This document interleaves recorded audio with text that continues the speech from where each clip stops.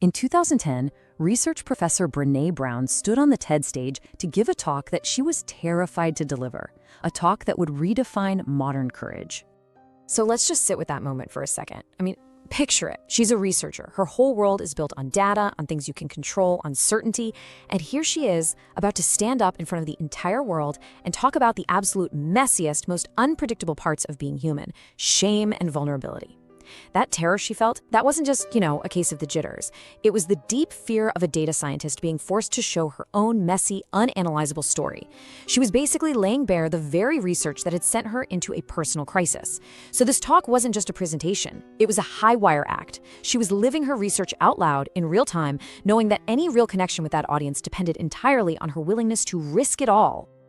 And of course, that TED Talk just exploded. It went viral. It became this global phenomenon that hit millions of people right where they live. But what we all saw as this overnight success, well, it was really the finish line of a very, very long marathon. It wasn't the start of the story. It was the climax of a deeply personal and often pretty painful journey through her own data. To really get the power of her framework, you can't just look at the breakthrough moment. You have to go back and understand the breakdown that made it all happen. So in this explainer, we're going to walk through that whole journey. We'll start with that terrifying talk, and then we're going to rewind to the personal breakdown that set the stage. From there, we'll get into the 3 pillars of her courage framework, look at the actual habits that bring it to life, and then finally, we'll see how it all led to her incredible legacy and what it means for every single one of us to shed our own armor. Okay, first up, let's go back to that moment on the TED stage. Because it is so important to understand that what was happening up there was not just a speech about her research, it was the research, happening live. She wasn't just reporting on vulnerability, she was doing it, right there, with the entire world watching. This was the ultimate proof of concept for everything she believed. And this is what we call the pivot. Think about it like this. She came to a fork in the road. Path number 1 was the safe path. A dry academic talk, hiding behind her data and her charts. A nice, safe shield of objectivity. But she chose path 2. She chose to be seen. She decided to step out from behind a podium and share her own human struggles with the very things she was studying. And that act of self-disclosure, that terrifying emotional risk, that's what created this incredible, authentic connection with millions. She proved right then and there that vulnerability isn't some weakness you hide. It is the most direct, most powerful way to connect with other human beings. Period. But, that kind of courage, it doesn't just show up out of thin air. For her to have the strength for that moment, she first had to walk through her own fire. This framework wasn't dreamed up in some quiet, sterile lab. It was forged in the chaos of a really profound personal crisis. To get why her ideas have so much power, we have to understand the fire that shaped them. You really can't separate Brené Brown's work from her life story. Her struggle with alcoholism and her path into sobriety, that wasn't just some dramatic backstory. That was her training ground. Early sobriety is basically a masterclass in vulnerability. It forced her into a kind of rigorous, non-negotiable honesty. It demanded daily accountability, not just to other people, but to herself. It took incredible courage to face uncomfortable truths day in and day out. These weren't just abstract ideas she read about.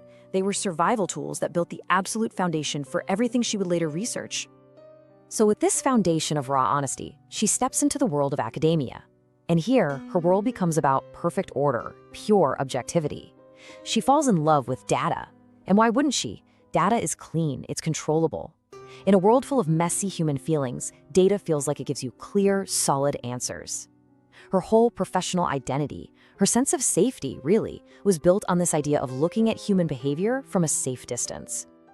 And then, she points that clean, objective lens at this, shame. Probably the most personal, messy, tangled up, and universal human emotion there is. It's the polar opposite of clean data. Her goal was academic, right?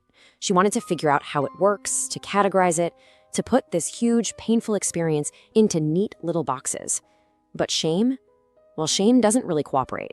It doesn't just stay on the spreadsheet. So as she's digging through literally thousands of stories about shame, a really scary pattern starts to show up. She starts seeing herself in the data. All the stories were about the same thing, really. This deep, gut-wrenching fear of not being good enough, of being seen as imperfect. And this slammed right into her own secret weapon for getting through life, perfectionism.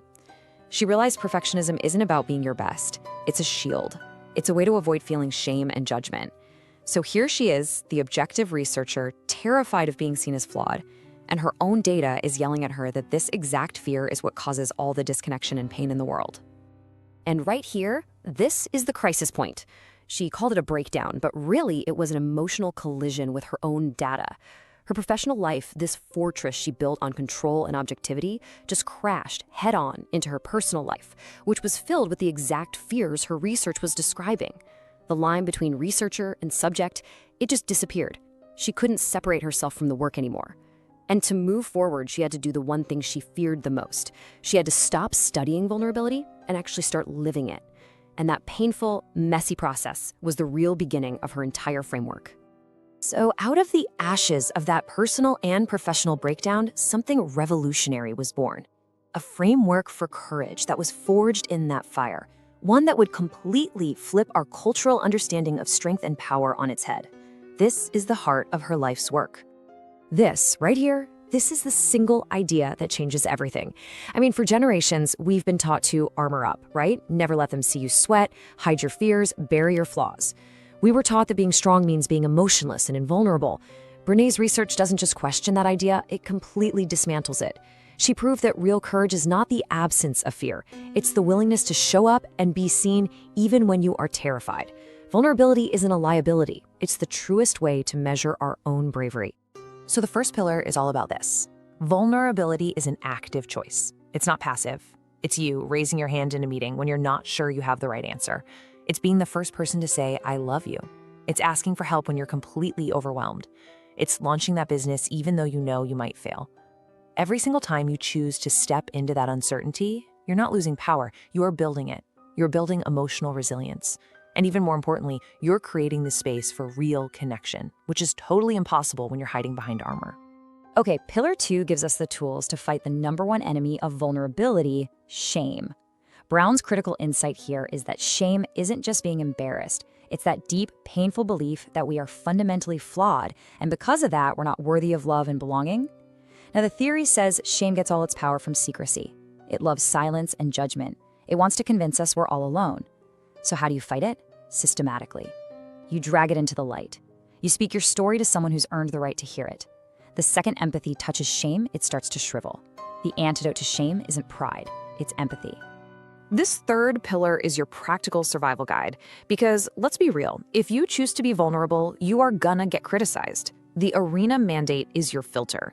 It's inspired by that famous Teddy Roosevelt quote, and it's a mental model for deciding whose opinions actually matter. It means you make a conscious choice to ignore the critics in the cheap seats. You know, the internet trolls, the cynics, the people who throw shade but never ever take a risk themselves. You only accept feedback from people who are also down in the arena with you, the ones who know what it feels like to dare greatly, to get messy. It's a disciplined way to value the right voices and just tune out all the noise. So, we've got the philosophy, the why. But that's only half of it. How do we actually do this stuff? How do we turn these big ideas into daily actions when life gets tough? Brown is super clear on this. This is not some feel-good mindset. It's a practice. It's a systematic method with specific drills you have to run. This is the first core routine, and it's maybe the most misunderstood part of her work. People hear vulnerability and they think it means just oversharing with everybody, telling all your secrets to the cashier at the grocery store. It is the exact opposite. Brown says real vulnerability is impossible without strong boundaries. Think of boundaries like the fence around your yard. The fence isn't there to keep everyone out. It's there so you can feel safe enough to open the gate and let the right people in. The practice is simple. You get intentional. You define what's okay and what's not okay for you. And then comes the hard part. You practice communicating those boundaries clearly. That's the only way to do this safely. Okay, the second core habit is all about getting smarter about our own emotions. The key practice here is to get crystal clear on the difference between shame and guilt. This is probably the most crucial distinction she makes. So, for example, you forget a friend's birthday. Guilt sounds like, I did something bad. That was a thoughtless thing to do. I need to apologize. It focuses on your behavior. Shame, though, sounds like, I am bad. I'm a horrible friend. See the difference? It attacks your whole identity. By learning to systematically name our emotions correctly, we can stop shame from taking over the story. We can fix our behavior without attacking our self-worth. So through all this incredibly personal, painful, and rigorous work, Brené Brown transformed. I mean, she went from being a relatively unknown academic who was literally having a breakdown because of her own research to becoming a global thought leader who has permanently changed how we talk about courage, connection, and leadership. Her legacy is just immense. First, she totally shifted our culture away from this idea of just using willpower and faking it till you make it toward the much more powerful ideas of authenticity and real emotional courage. Second, she basically wrote the book on the science of human connection, giving all of us a shared language for these things we used to think were just feelings. But maybe the biggest thing is that she institutionalized vulnerability. It's not seen as a liability anymore. It's an essential leadership skill. Her work is now taught in Fortune 500 boardrooms, at military academies, in innovative companies all over the world. And why? Because she proved that the biggest thing holding back creativity and innovation isn't a lack of ideas. It's a culture of fear where everyone's too scared to fail or look imperfect. Okay, so after looking at her incredible journey, her powerful framework, and her lasting impact, the final question is, what does this all mean for us? For you and me, right here, right now? This last part is about turning the lens around. It's a call to courage. Let's boil this all down to 3 key actions for you. First, really let this sink in. Your worthiness is not up for debate. It's your birthright. Because without that, you'll spend your whole life performing, trying to earn it. Second, start actively reframing how you think. See emotional risk not as a threat, but as the currency you have to spend to buy real connection. And third, start using the arena mandate today. Make a conscious choice about whose feedback you actually let in, because your energy is just too valuable to waste on opinions from the cheap seats. In the end, Brené Brown built her entire career on the hard-won truth that our worthiness is simply non-negotiable. Through her own breakdown and her own breakthrough, she managed to transform vulnerability from a feeling of weakness into a systematic source of power and connection. And her work leaves us with this one simple, immutable rule, a final thought to take with you. The moment you shed your armor, you discover your true power.